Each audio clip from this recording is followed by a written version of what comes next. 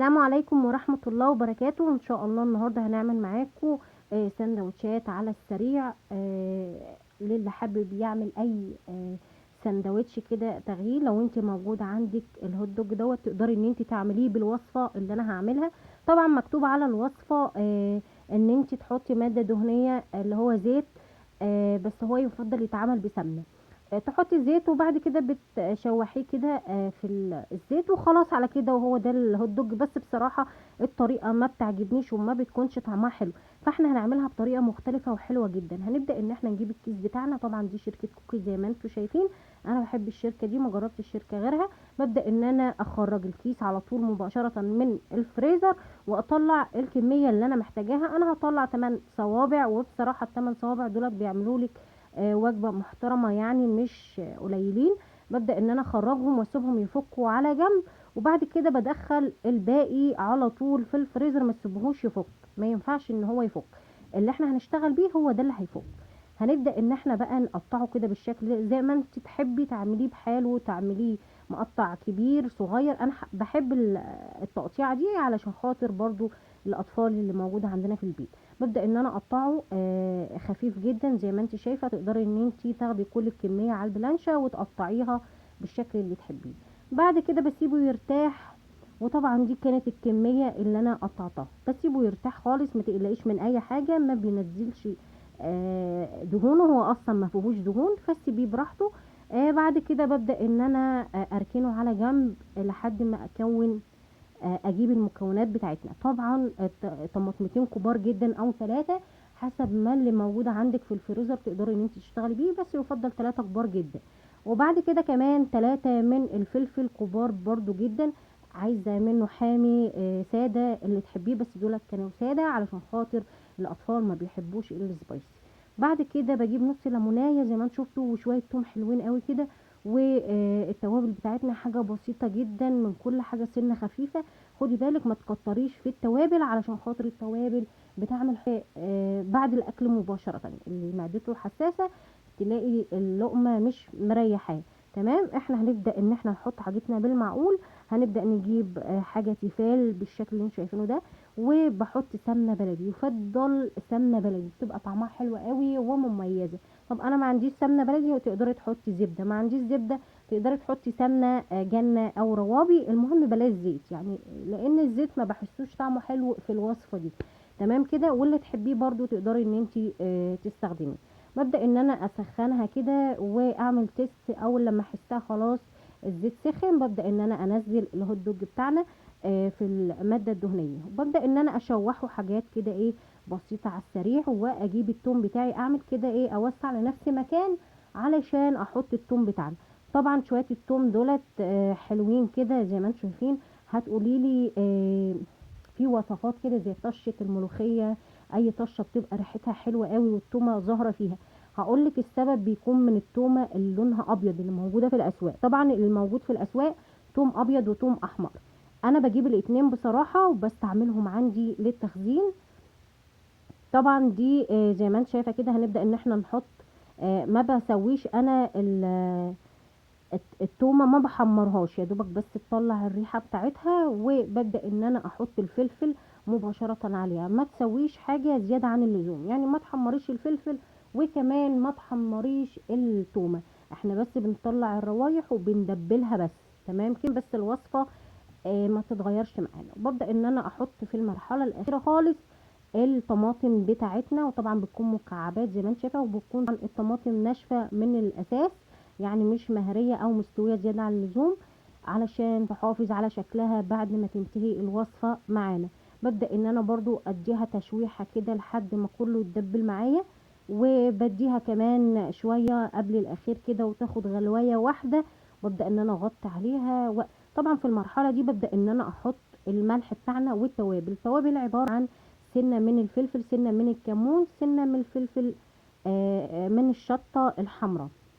تمام، بس كده ما بنحطش اكتر من كده. وبالظبط كده مج صغير من فنجان قهوه ميه، علشان خاطر تبقى معاكي فيها صوص كده وحلوه وطريه في السندوتش، مش ناشفه زي الكبده. تمام، وببدا ان انا اقلبها كويس جدا، وطبعا دقت ملحها ولقيته مظبوط جدا.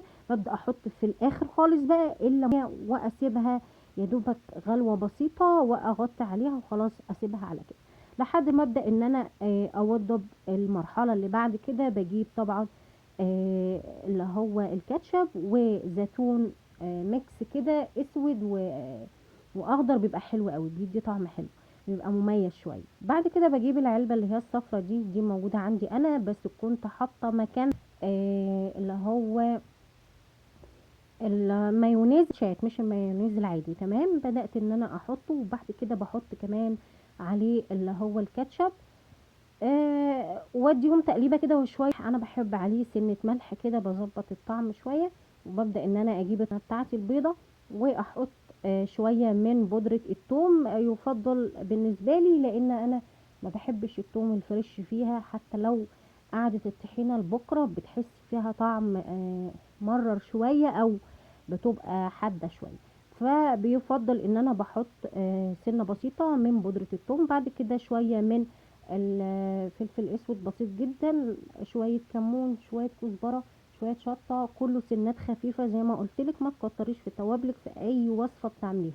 بعد كده شويه كمان من الملح وشويه من الخل، بس انا حطيت كتير، ما تحطيش انت كتير حسب ما بتحتاجي، بس انا بحبها نززه شويه. بعد كده بحط نص من الليمونه وشويه زيت من النضيف، وابدا اقلب لحد ما تتخن معايا. ببدا ان انا احط في المرحله دي شويه ميه، وما خليهاش خفيفه، يعني ما تحاوليش تخففي معاكي الطحينه علشان ما تبقاش صيصه في السندوتش وتلاقي السندوتش وقع من الولاد، لانه بيبشنن. تمام كده. هبدا ان انا احط الميه واظبط معايا التقليبه بتاعتها. لو صصت منك شويه صيصت شويه، تبداي ان انت تزودي سن الطحينه لحد ما تعملي القوام اللي انت عايزاه. ببدا ان انا بقى احطهم على جنب كده، وخلاص هم جهزوا معايا. ببدأ اجيب السندوتشات الفينو بتاعتي. طبعا اليوم ده بكون عارفة الراجل بيطلع الفينو امتى او الساعة كام، بحيث ان انا بروح اخده صابح على طول واشتغل بيه. زي ما انتم شايفين مش مفرفت ولا بيوقع مننا اي حاجة. ببدأ برضو اجيب المقص بتاع السندوتشات وافتح كل الفينو بتاعنا علشان اعمل الوصفه بتاعتنا. وزي ما انتم شايفين الهوت دوج طالع معانا فيه سن الصوص كده خفيفه، بس كان حلو جدا وريحته حلوه. وزي ما بقولك التومه البيضاء، يعني انا بستخدم التوم الابيض والاحمر بخزنه طول السنه. طبعا التومه البيضاء روحها قصيره في التخزين، فممكن على نص السنه تلاقيها فرغت معاكي التوم. فانا بشتغل بيه هو الاول، وبسيب الثوم الاحمر لاخر السنه اشتغل منه بعد ما بخلص التومه البيضاء. فالتومه البيضاء بتبقى ليها ريحه رهيبه في كل اكلاتك، عشان تبقى بس عارفه التركية الصغننه دي بتفرق. ببدا ان انا اعبي سندوتشاتي واحط ميكس من الزيتون الاخضر والاسود. بيبقى حلو جدا على فكره. الزيتون دوت عندي ممكن بقاله شهر بيبقى محافظ على شكله، لاني بحطه في الفريزر بيجمد، واول لما احب استعمله بخرجه لحد ما يفك من نفسه وابدا اشتغل بيه زي ما انت شايفه. لكن لو هو في التلاجة من جوه هيمور منك، لو تعرفي يعني ايه مور، وهيبوظ بسرعه، مش هيقعد معاكي. انا ممكن يقعد عندي شهرين في الفريزر.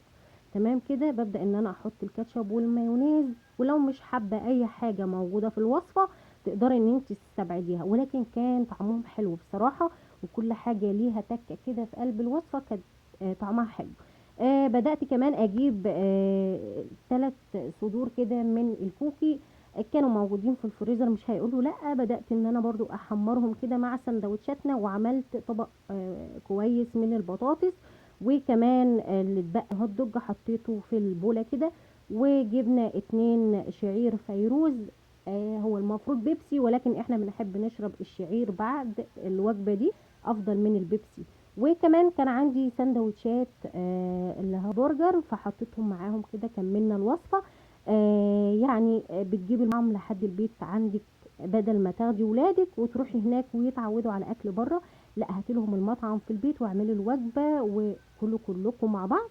ولاد بيبقوا فرحانين جدا. انا مش عايزه اقولك انا كنت مش عارفه اصور لان هم عايزين ياكلوا.